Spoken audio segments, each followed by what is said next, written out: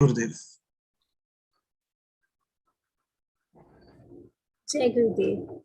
I'm Tarini Venkat Narayan, a final year student from Sri Sri College of Ayurvedic Science and Research. And I welcome each and every one of you on the behalf of Sri Sri Ravi Shankar Vidya Mandir Trust for the celebration of this International Youth Day. Today, as the 12th August was decided as the International Youth Day by the United Nations to exuberate and bring out the potential of youth and highlight global issues faced by the youth all across the world. And who better than this shining, glowing light who has guided thousands of youth across the world? It is my privilege and absolute joy to welcome Dinesh Bhaiya. Dinesh Ghodke, who is lovingly called Dinesh Bhau or Dinesh Bhaiya. He is an alumnus of IIT Bombay, who has been part of the Art of Living family since about 25 years. He has also co-authored two best-selling books, that is Ready, Study, Go and Happiness Express. I have read both of them and they're amazing. He is also a TEDx speaker who has spoken at many world conventions. He is a sports and fitness enthusiast and whose daily workout isn't complete without yoga. He does his workouts through yoga. He is also an alternate healer through CST and various other therapies. He has also been awarded the Adarsh Yuva Puraskar, which makes him the ideal guest for today. Adarsh Yuva Puraskar translates to Ideal Youth Award. So, Bhaiya, welcome. And thank you, Tarini. We are really happy to have you here with us today. And we have some questions from the youth. Before that, if you would like to address all of us, or should I start with the questions? Yeah, go ahead. Okay. So we've heard that generally whenever there's questions from the youth, many of them are related to studies or either relationship problems or drug abuse, alcohol abuse. So we thought this time let's focus on something else, something revolving around youth and skill. That's a good idea. Dynamism. Dynamism as well, as the title says, the formula for dynamism. So let me begin with the first question that I got from one of my friends, that these days, most of us youth are more driven or invested in the result of a skill obtained, rather than the process or interest in obtaining a particular skill. So is this the right approach, and what should the focus be on? See, what you want is to have that skill and have it at an appreciable level of excellence, right? That can only happen when you have that joy, that thrill, that that excitement of learning. So you cannot not enjoy the journey and reach the destination just like that. If you want to reach there in style, you have to enjoy your work, the process of learning.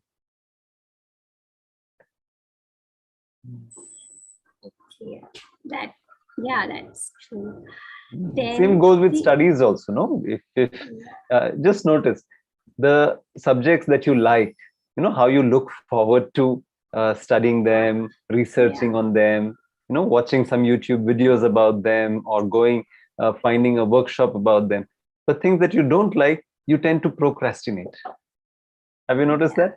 Yeah. Yes, and then and it builds up. That dislike builds up, it turns into hatred, it turns into whatnot, and then the hatred of the subject, we transfer it to the person who's teaching us. It's a vicious cycle.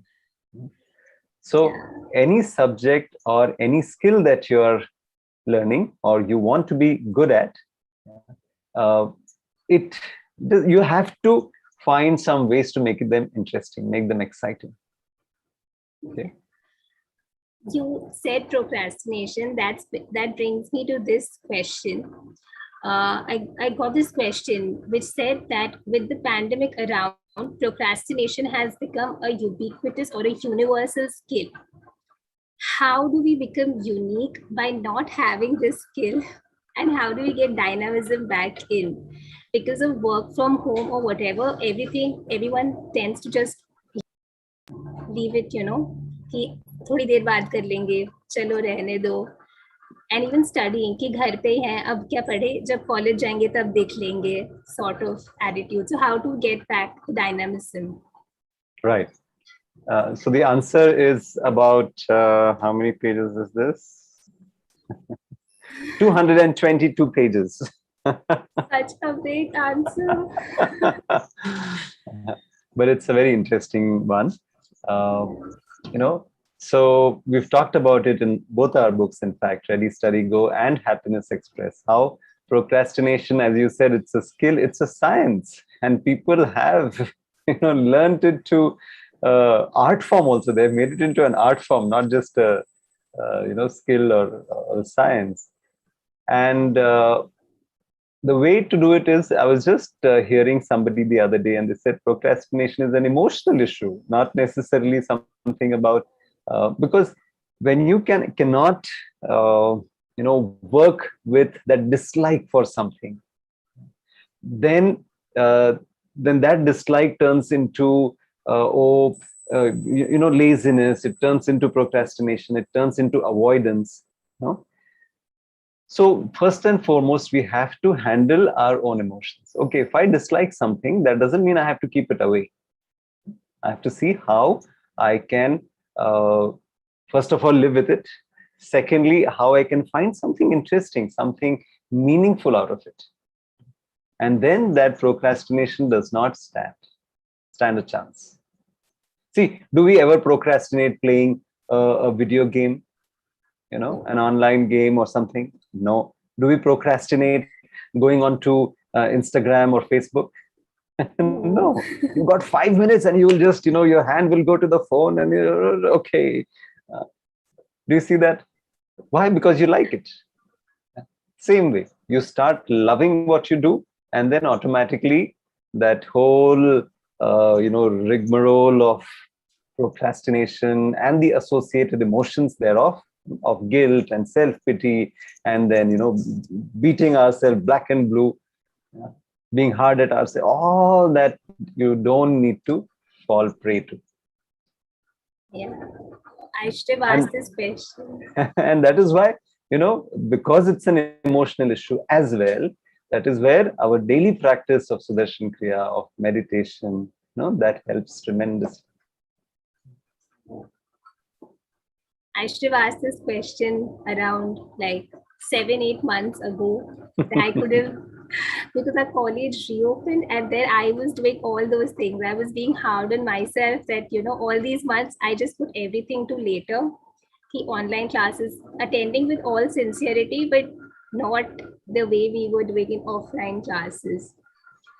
Yeah. Right. It is not just a problem with the youth, it's a problem with the whole population, I would say. We do that, even if you have to fill up our taxes, it comes to that last 3 days, 2 days, last day, if you have to pay a bill, anything, any work or any project, a presentation you have to work on, it'll get done in that 1 or 2 days before. If we change that habit, that routine, that pattern of ours, life becomes so much more, ease. There's so much more ease and style in life. Will surely remember that. The next one is, as today's International Youth Day, what skills or what dynamism do you think that makes youth different from other age groups? And what are the basic skill sets that a youth must have to survive in today's world? This is the question. So what's a must-have skill set? Yeah. See, if you just look at the world today and how things are progressing, so many of our routine jobs are being taken over by machines, right? That's where artificial intelligence is coming in. But there is something that machines are still not able to handle, and I don't think in the foreseeable future they will, is the emotional quotient, the EQ. So the ability to deal with people, people. A human being is not just the body, isn't it? Yeah, we have so many different aspects to us, like we learn on the Art of Living program: the body, the mind, intellect, memory, ego, self. Yeah. So it's such a complex entity. Yeah. And that emotional quotient, that subtle, invisible thing, only a human being can give. And if we can train ourselves into this, then we can be superb managers, leaders, artists, doctors. See, a person could be a skilled doctor, but if they are not interacting with their patients cordially, or if they are not nice to the people who come to them, then the people will, choose somebody else over them. Yeah, अच्छा, क्योंकि उनके पास जाने से अच्छा लगता है. And if I go to that person, I feel good. Are you getting that? Same Yes. with a lawyer, same with an architect. So we need, foremost is the people skills, and that is, those soft skills is what really it is in the land of our country. In India, those human values are so entrenched into our DNA, and we need to let them flourish more, and that comes with our regular practices of our meditations and being in the knowledge, being in the wisdom. Time and again, keep doing these programs so that your personality, those soft qualities, also build up.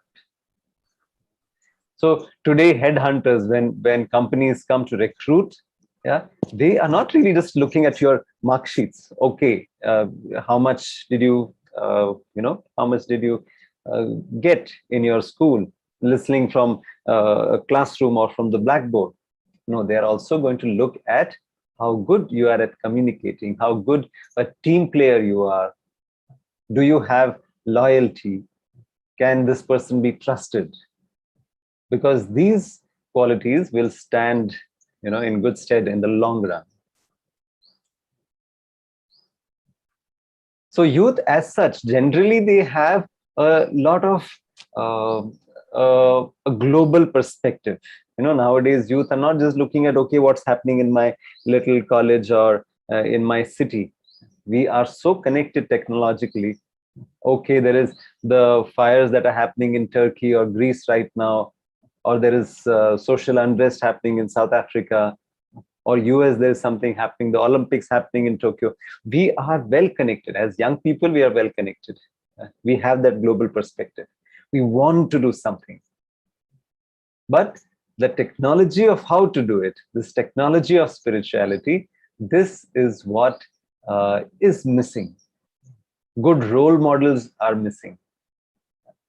And this is what, you and I can provide. People who are on the spiritual path, they can provide those good, solid role models to our world. I like the way you said technology of spirituality, because you put technology in front of anything, it becomes fascinating to the youth. It Yes, feels that's like, one of the most oh, viral videos of yeah, Baba's, the technology of spirituality, yeah. which he gave in a college in Mumbai. Mm. So you already answered one of the questions, which was like, apart from the gross skills, how do we get skills to, strengthen ourselves? There was that question, which you already answered along with this, using the technology of Yeah, spirituality. because many a times when I meet these people, some of my students who are CEOs, who are, angel funders, they angel investors, and they fund companies and incubation centers they have. They say we want good people. They don't say so much that, oh, we want talented people, we want somebody who's on the cutting edge of research, and yeah, that is, yes, it is required. But they always say we want good people, someone who can be trustworthy, someone who is friendly. So these are the skills which are most wanted right now. And in fact, across history as well, and in the future, the demand for them is not going to go down. Whether machines are going to take over our lives with the artificial intelligence or whatever, this skill of connecting with people will be highly in demand. Yeah. And I think through our practices that we do daily, the Sudarshan Kriya or Sahaj, anything, I think this makes us stable in ourselves so that we can connect to people easily. Because Of course. if we're not connected to ourselves, it's not easy to connect to everybody around us. Right, right. Just a little while ago, Baba and I we were chatting. He had traveled through heat, the whole day, and he was having a headache. And he was laughing and saying that when you have a headache, you become quite antisocial. Uh, so Yeah. when you're not feeling well in the body, when you're not feeling well in your mind, then a person tends to become antisocial. You cannot connect easily with others. Others don't feel so much at ease with that person in their company. And then the higher aspects or the finer, refined aspects of life don't come up. Right? That's true. I experienced this firsthand when I came to the hostel in the first year. Uh, Amma would tell me that do your Kriya regularly. I Hmm. wasn't doing, I found it tough. Then I started doing Kriya. It was okay for me. But then when I made my friends around me start doing their Kriya regularly, that's when it became a happy place for me because they were into their practices. So all of us, like, we were okay then. True, so Yeah. true. And that's the good thing, no? When you like something, you enjoy something, you share it. Yeah, you share it with others because then it becomes easier for you. When you are with happier Yeah. people, then it's easier to be happy, to feel uplifted, to do more creative or productive things. Okay, so this brings me to the next question, which is I keep finding faults with everything and I keep finding faults in everything and everywhere. Is this a skill? How do I use this as a skill? Finding faults. So in the Bhagavad Gita, Lord Krishna says two things. One is pravritti and the other is nivritti. So when you are in the world, when you are doing work, yeah, when you are in pravritti, in action, then yes, you need to look at what needs to be fixed, what is wrong, yeah, where is the problem. You be a troubleshooter. You see how you can make the situation better. For which you need to see what is the lacking, what is the lack, Yeah. what I need to correct. But when nivritti happens, time and again, you also have to go into the okay, everything is fine with the world, all is well. Yeah. And you go into meditation. Do you see that? Otherwise, if the mind is constantly in finding the negative or only into action, then our nervous system also gets onto the edge. It's like it is super stimulated. If I were to use some technical terms from craniosacral therapy, then the whole nervous system is it's like it can explode any moment. Yeah, because it is so always finding fault, always seeing the doubt. Yeah, so we have to give time and again every day. Yeah. That's why they used to have trikala sandhya. So morning, Yeah. before you start your day, before you get onto your work, you energize yourself, you sharpen your intellect. Yeah. When you get to work in the afternoon, sit for 5-10 minutes, yeah, do some chanting. Again, you reset. You come back to your center, which is the source of all wisdom. Where all the answers, all the solutions to whatever is happening, they can originate from. So pravriti and nivritti. Yes. Huh? So then it becomes a skill. But if it is that fault finding thing is all the time on, that aspect is always on, then it is no more a skill. Then people will Yeah. want to run away from you. They'll see you and say, Yeah. okay, fine. Let's get on to the other side of the road or out of this corridor. Yeah. And then there's this next question, which is like quite the opposite. Mhm. This was sent to me by a friend. I am proud of my skill. How do I monetize it? Yeah. See what is the demand of the people around. You will have to look at what the society requires. And if you can rise up to that demand, okay, and you can supply to that, with your skill, automatically that is monetized. Yeah. Like, for example, to give you a rather funny example, this guy used to love sleeping. Okay. Sleeping. Yeah.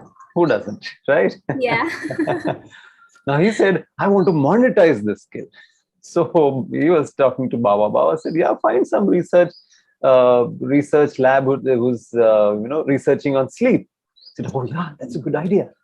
And he Yeah. somehow found it, and they paid this person to sleep. They said, you sleep, we will connect you with all those electrodes, we will find out what's happening in your brain. So if you can monetize something like sleep, I'm sure any other skill you have, it can be easily and effectively monetized. You have to see what is the demand, and then you supply to that. That is the whole point about social entrepreneurship. Like that Sulabh Shauchale, the guy who had started, he had come to the ashram to meet Gurudev, take his blessings. He was saying, see, he saw that, okay, there is a need. People want to let go. Yeah, Yeah. physically, of course, emotionally, mentally, everybody wants to let go. That is where we come in with our meditations. But otherwise, they want to let go. They don't find anything nearby. So he started that. Now it is like a millions of dollars industry, right? Yeah. So identify the need and you address that, and you've got a winning formula. You can monetize, you can be a social entrepreneur, help people, at the same time make money. Identify, identifying the right window where you can showcase your skill and where there's a need for it. Okay, and then the next question I have is how do we attain a skill to convince our parents of the things that we want to do when they are not agreeing? That itself is a skill. How to Yeah. make Is parents. there do we get any tips from you if you have ever done this? Of Where course, your all parents the do not time. Who agree? hasn't? Haven't you done it? I've done it, yeah. Yeah, you know exactly what to say to mom, what to say to dad, or who should you go via. Huh.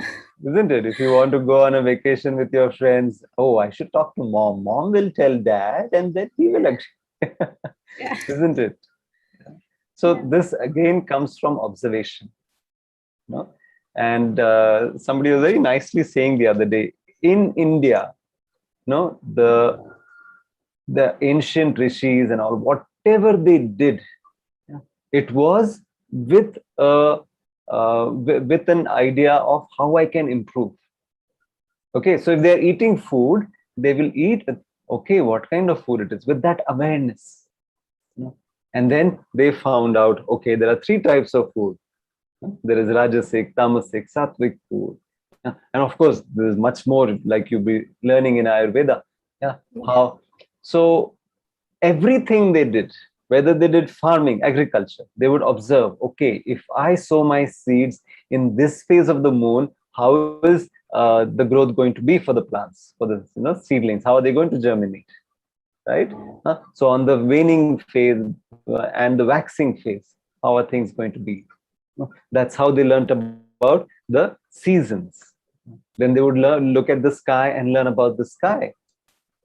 And out of the 27, the nakshatras that are there, it is said there is a story, that the moon got married to 27, these sisters of Daksha.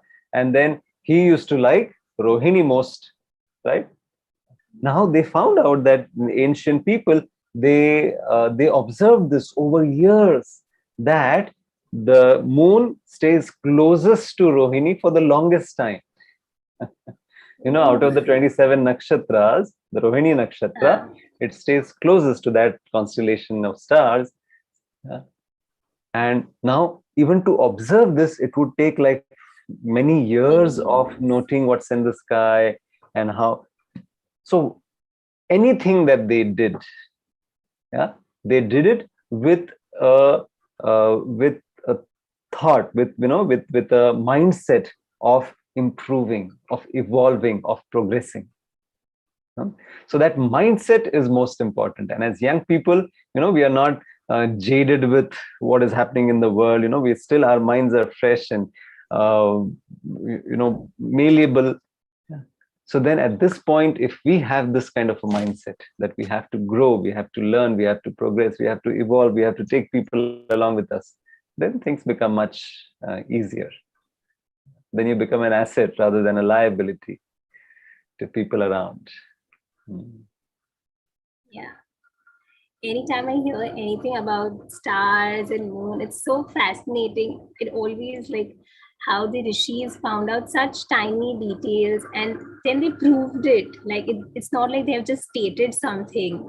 They have given every reason. And like you said, they all with that mindset, if we do anything and everything what we do, we are going to be skilled and filled with dynamism if you're always trying to improve what we do. Yes, absolutely. which which brings me to the next question, which is about mindset. Like youthful stage is considered to be the age when people are open-minded, as opposed to senility or our grandparents. Like they have concepts and like their mindsets are rigid due to the influence of social media. Media is making youth more rigid in their thought process. How does the youth remain open minded? Like whether you open up Instagram or Twitter, there are views from different points of view, different sides. And so the youth is becoming rigid to either one side or the other side. So, how does the youth remain dynamic yet not, rigid? Yeah, that is where spirituality comes in. Spiritual values make you appreciate the other person's point of view also. In fact, in our scriptures, it is said, Vado Vado Jayati Tattva Bodha. You want to arrive at the truth, it can come with debate, it can come with discussion. So until we have that open mindset, it is going to be difficult. In fact, take any of these things, Google or Instagram, Facebook, they will do targeted marketing. They will learn, all those engines will learn what do you click on, what do you see more, and they will feed you that kind of content, so that you consume more, you spend more time on those apps, more times on their platforms, right? Because that's how they monetize it. Yeah. So then what happens? We just become more and more set with only that one thing because we are fed only that. Are you getting this? Yeah. And spirituality, what it does is it makes us reach out to even the things that we are uncomfortable with. Yeah. Whether it is people of a opposing viewpoint, yeah, doesn't matter. We can still gel with them. We can mix with them, right? And that brings up a very beautiful personality, not someone who is very rigid and prejudiced about something or against something, but someone who is much more open, who everybody loves to be with. And that's how I have seen Gurudev all these years, last 27 years. Everybody and anybody feels at ease with him, be it any age group, from children to the middle age to the elderly, yeah, or any class of people, right from the CEOs or the presidents, prime ministers of a country, to someone who is a cleaner somewhere, a house help, yeah, or a farmer or a laborer, yeah, or a student. Doesn't matter what class or what age group or what language, what nationality. Terrorists, they meet Gurudev whenever he has visited prisons, for example, yeah, and they melt in his presence. They say, when we are out of this, yeah, we are going to undertake, our whole life will be towards and for the society. Yeah, and that comes from that open mindset, which is the very basis of spirituality. That's why we say sarva, sarva samabhav. Yeah. So sarva dharma samabhav, which means every religion, every viewpoint is welcomed. I have met one of the top um, Well, let me take names. What's the big deal? So Rahul Bose I had met once in London, at a Hamley store for children's toys and stuff. Toys, yeah. And I just said hi, introduced myself, and I said I'm from the Art of Living. He said, "Oh, fine, I'm an atheist." I said, "That's brilliant. You are welcome too. So we don't keep atheists away, or and he was quite surprised. In fact, so many of our scriptures, they don't even mention God. Rishi Kanad, one of the Shadadarshanas, he talks about, if you understand one particle thoroughly, you will be liberated. Padartha Jnanat Mokshaha. Just understanding one particle thoroughly, which is what is science, which is what is spiritual, physics or nuclear physics, going into the subatomic particle, whatever. Understanding one particle thoroughly, you will be liberated. You can have the secrets of the universe. So, yeah, having that open mindset is foremost and especially critical in today's times, in today's age, and for our youth.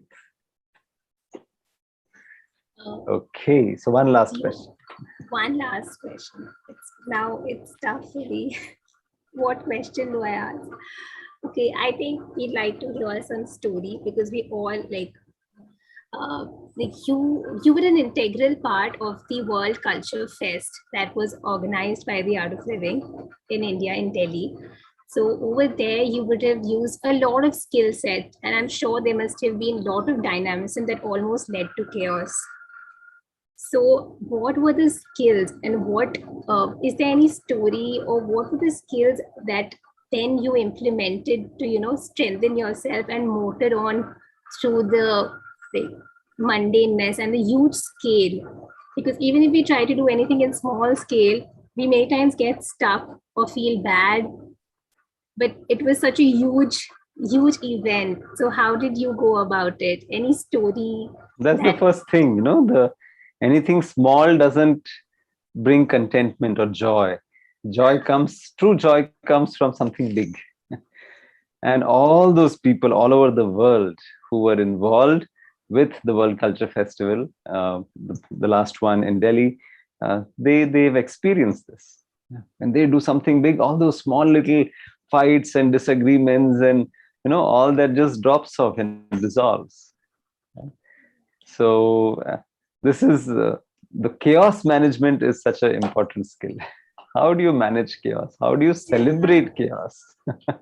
Because we would plan something and then something would change. Right from the first, the Silver Jubilee celebrations in Bangalore, we were dealing with the government because, of course, the whole machinery would be involved. So many people coming in, the tourism industry, this and that. And 1 month before, the state government changed.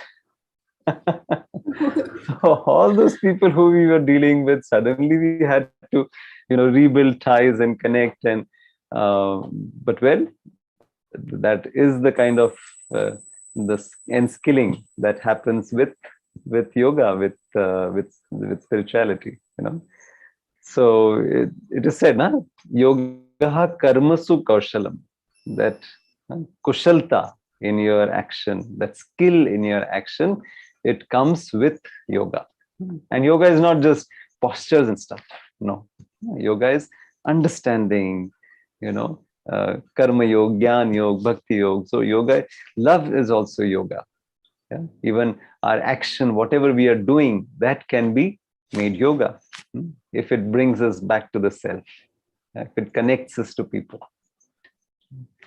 And yeah, go ahead. No, you continue. There's a small rapid fire apart from this last question. Yeah. So in that time, the World Culture Festival time, watching Gurudev was something. I was in his office as well. I was in the secretariat. So watching how, when challenges come, nothing could pour cold water on his enthusiasm. Nothing can dampen his enthusiasm. You say, "Oh, acha, aisa hai? Come on, let's." So that skill is unparalleled, to have. that you rejoice in the conflicts. Yeah, you get inspiration from them, and those conflicts is what makes the whole process more glorious.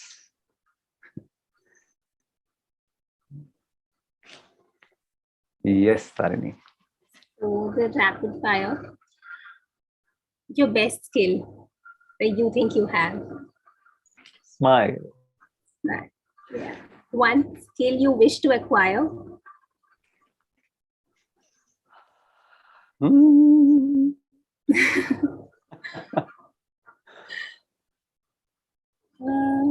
Asking Okay. questions like you. Yeah. One word for the youth of today. To be spiritual. Which way?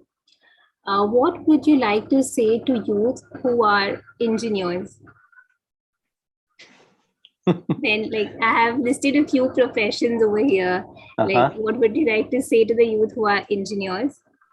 Yes. So be creative, innovative, disruptive. To youth who are becoming doctors? Doctors, Vaidyo Narayano Hari. As doctors, you go to people's lives as gods. So have that sense of responsibility. To entrepreneurs? Entrepreneurs, yes, you become job givers and job creators rather than just job hunters. Dynamic yet calm, or chaotic and dynamic? Why not everything? Yeah. Yes, then that's all. Yeah. Good, Yeah. good, good. I like to thank you for taking out time and for all the lovely answers that you gave us about how our mindset should be, how we should be first, if we suppose we don't dislike something, accepting it and then moving forward, about having this dynamism that you have and how you got it. Thank you for sharing those tiny, tiny stories. Surely, thank you. Thank you for all the answers. Thank you for It's taking been my out time. pleasure. Yeah. Jai Gurudev. Yeah, definitely you should. Since I have the book, I can. Yeah.